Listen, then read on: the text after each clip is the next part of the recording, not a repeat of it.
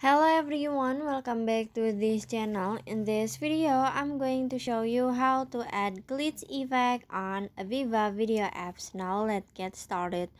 First, open your VivaVideo apps, and after this you can add the video that you want to edit. And then after you add the video that you want to edit, you just click on the effect at the bottom.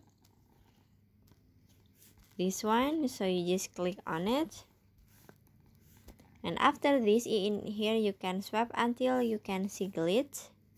This one you can click on the glitch, and then in here you can use the glitch effect that you want. Maybe this one or this one, and maybe this one. And after this, in here you just click down this one. Click on it. And now you can set the effect until the end of the video.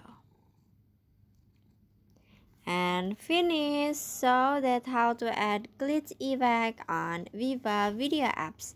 I hope you found this video to be helpful. If you enjoy with the content, please consider like, comment, and subscribe down below. Bye bye.